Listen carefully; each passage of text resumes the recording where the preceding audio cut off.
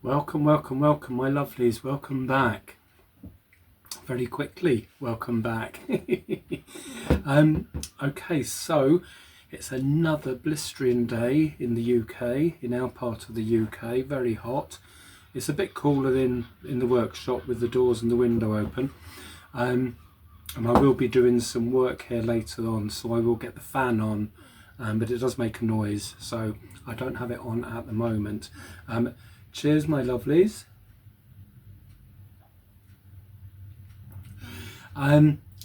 So this video, if you are watching this video, then it means it's worked. My job here is done.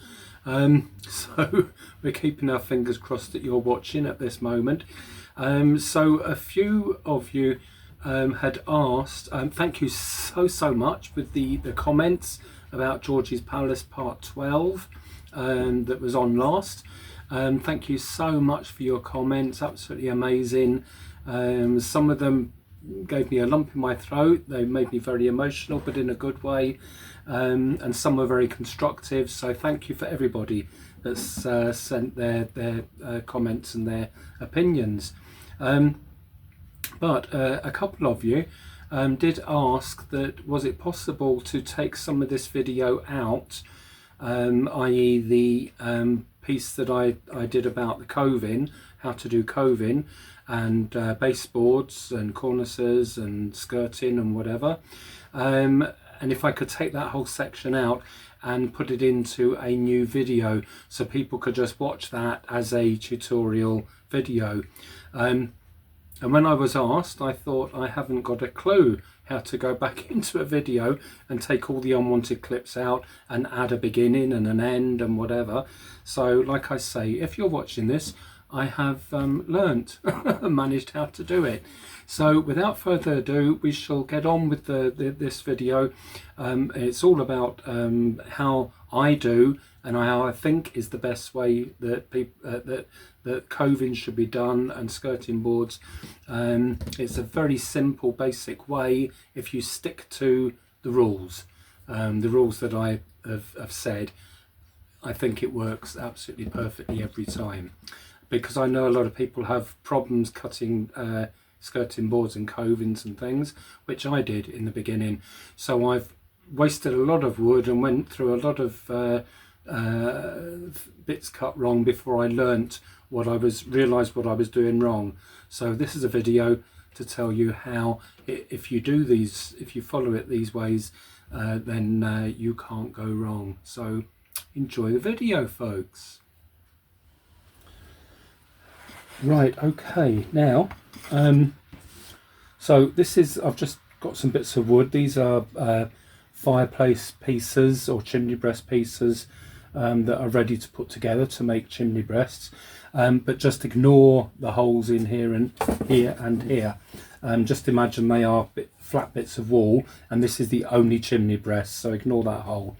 So this is just say the corner of a room. So this is just, we're not talking about this side of the chimney breast, we're just concentrating on here. So the angles are always, there's either two angles, one is in one direction, the other is in the other direction, the two angles. There's never any other way of doing this. So when you look at the room, all the areas that go in, like the corners that go in and meet, like the corner of a room, the corner of the chimney breast in here is in, they're all in. This is the only part, the corner, that is out in the room, and then this side here, and then the same here, it would go into a corner along the edge of the wall and into a corner. So the ones that are going into a corner, each piece that you cut, you're cutting, I haven't got a bit here, but each piece that you're going to cut, if it's going into corners that are going in, you're always cutting, like you've got the length of the piece and you're always cutting inwards, never outwards. So it's always inwards. I should have had a bigger piece here held up and cut, but I haven't. No, okay. So yes, so the angles will always, so if I hold this up this piece here, and this is going into this bit here, so it's in the wall. There's an inner corner and an inner corner. Then that bit, if you look at it from above, it's going to cut in and in like that. That is the only way that bit is going to go in. Once you've put the inner corners in, then you're going to come out towards the edge of the chimney breast, or in my case the doors, whatever you've got here. But you're coming in from if you've got an inner corner there and an outer corner there. When you cut that, so let me get this up the right way. So this now will be going up into the ceiling here, coming out towards the edge of the fireplace. So when you've got that, the end that you've got nearest the wall, which is this end, is still an inner corner piece. So that is going to be angled when you cut it 45 degrees. It's going to be cut in that way. What you normally do, or what I would do, is get a ruler, preferably a shorter ruler than that one. What I would do is measure the distance or the depth of the fireplace from the wall, as you touch the wall, to the very corner of the fireplace. In this case, I think it's 5 centimeters. So you just measure the distance from where it touches the wall to the actual corner itself. So just say for our purposes, it's a 5 centimeter length. So all you do is, and you're cutting from the ceiling section, so it's up this way. So you forget about the wall. Don't even think about the wall. Just think about the bit that's attaching to the ceiling. When you look at it straight on, you're going to cut it in like that. Once you've cut that angle, from whatever that point is, just say it's exactly from there in. All you do is put your finger there, or put it on the bench, draw a line across to 5 centimeters, and just mark the 5 centimeter line. I'll just do it quickly like that. So you just mark the 5 centimeter line like so. So from that point, there we are. So this is the ceiling again. I've written ceiling. I don't know if it's spelt right, but I know what I'm talking about. So that's one cut going in like that, inwards. This cut is going to go out on this length of wood. It's not going to go in. So you've got that length of coving or plaster, and it's going to go out. So the fireplace, when you're going around the fireplace, you'll always be doing 2 cuts in the same direction. I was going to say basically, but that's not basically, it's fact. So that is how the sides of your chimney breast is going to go. So when you hold that up, this bit fits into the corner of the room going along there, and this bit you'll have, and it will be sticking out there, so it will just be the length of the chimney breast out to there, and then the plaster will come out into the room. Okay, now again from there to there, this and this are outer corners again. So you get your, let's just grab a length. This is unpainted, but anyway, it doesn't matter. As I say, all of mine, I mean, this is just a bit of unused coving, but even for this purpose I've written wall on there and ceiling there, just to show you with a piece of wood in a minute. But now we're going from there to there. So we put that up to the ceiling, and we know it's an outer corner, so that we know we're going to be cutting outwards and not in. So you've got to start somewhere along the end of your length. I wouldn't come in too far, or you're wasting so much. So I'd do it so it was sort of more or less touching that corner, like so. Maybe just in slightly, just so you get a nice clean cut. So that length you're cutting in front of the fire, in front of the chimney breast, is an outer corner. Because this corner is also an outer corner on this side, you're then cutting this length out again. So it's not going into that length of wood. So it's an outer corner. And all we're doing is measuring from that point of the chimney breast to that point, and going from that point of the ceiling, the cornice, the length of the chimney breast, say it comes to there, and we're going to put this in the mitre block and cut it from that point out. So it will be cut like that. Again, we're just concentrating on the where it touches the ceiling. It's the easiest, honestly, this is the easiest way to do it. So you've got that, and then you're just doing the same around here. This corner is an outer piece, the piece going, where's the ceiling? The piece going from here to the wall. This is an outer corner, so you're going to have to cut it so it comes out, and then the measurement from there to the wall, whatever measurement that is, you're then cutting, it's an inner corner, so you're cutting into your piece of wood, into your piece of coving. So it's the same cut again, but in reverse, because you're going around the other side. Once you know that, outer corners, inner corners, cut into the length of wood, cut out away from the length of wood. That's the main thing to remember. Now I'll move the camera slightly so you can see what else I'm doing now. Right, okay. So I'm going to use a mitre block to cut these. You can use an electric saw, in which case obviously the machinery is different. But using a mitre block, this is shaped so that it goes onto the edge of a bench and stays flat. But if I do that like that on the workbench, then obviously it's not upright. So this bit of wood is just to hold it up. That's the only reason that bit of wood is there. So ignore it. So you're cutting, this is the front of your bench, and you're cutting into your mitre block with said saw. To put the piece of wood or the plaster into your mitre block, to cut it at the right angle, you want to make sure that your the ceiling piece of wood, it's bigger on here so I can show you. That's the wall side, that's the ceiling side, so you know your coving is going to go into the ceiling this way up, not this way up. So there's the ceiling at the top. The ceiling bit is the one that you want flat at the top when you cut it. So that's the way it goes into the mitre block.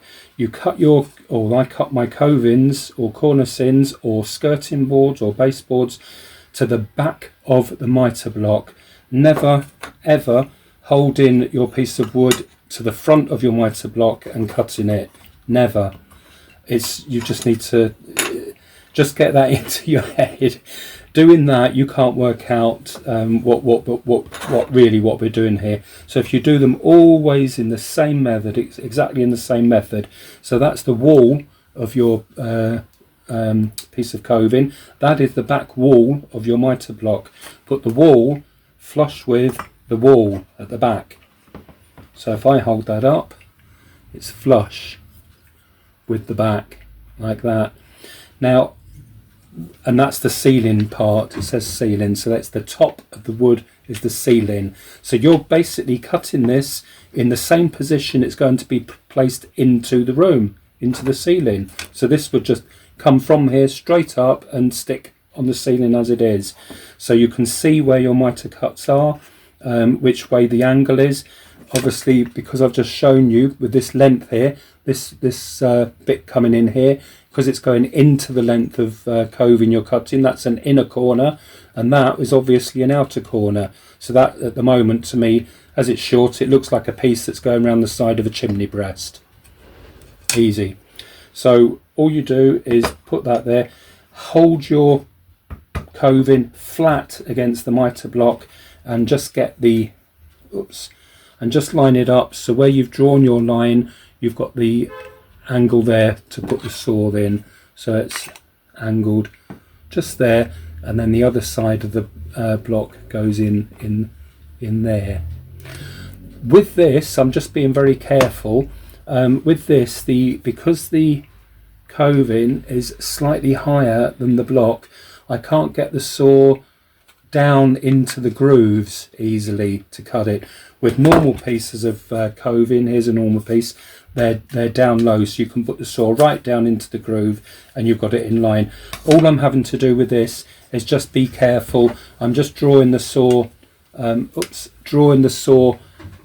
get it in line with the pencil mark and drawing it slowly towards me a few times just to get a mark into the plaster. It cuts fairly easy, and then just start cutting slowly and gradually, and as you come down you can tip it slightly to go into the back of the mitre block hole, and cut a bit more, and then eventually it comes down to the bit at the front, and then once you've just cut that first 2mm, then you're a homeward run, or whatever they call it. So that's that. Also, so I'll show you with a short bit there. This has just got a slight sort of pattern here. There's a few more light sections there than there are down there, a bit more detail. So I would put this bit on the ceiling, so when you're looking up, you would see this around the ceiling. So as I say, you've marked your angle, or your direction where you want to cut the wood, and you place it in and put the back of it right against the back of the mitre block, like so. And then you just line up your mark with that, place your saw in like so, and then just cut. But just hold this tight each time, obviously keeping your fingers out of the way of the saw. The only other thing I wanted to mention about this is, which is something I mention in this because this is a mistake I made so many times until I realised why I was getting this wrong. This is probably one of the pieces that I'd cut years ago and ended up it's in the shoebox to be used another day. And I'm showing you this bit because if you look at the shape of it, or the profile of the back of the coving, it's got a flat bit there. So you've got one bit coming up flat there that would go to the wall or the ceiling, and a bit at the top that would be either the wall or the ceiling, depending on which way you were putting it up. But there's a diagonal bit cut out there, but it is significant. You know, it's not coming to a point, it's actually flat. So instead of it being like that, just two flat sides, it's basically 3 flat sides. And the thing that I was getting wrong, I was putting it into the mitre block and not realising that I was using this flat bit in the corner to hold it, and it does do that very, very easily as you put it in. Oh, hang on, it will actually, that little bit in the middle will sit flat against the block, and then I'd cut it at the angle, and then obviously it's not going to fit because it's not right. So must remember that you turn it so that the wall part, or this wall section, is up against the mitre block, oops, like so, and then you can see the diagonal bit coming out along with the roof bit. So you're keeping that now. So it's basically the ceiling bit is flat and horizontal at the top, and then again you would just cut your angles.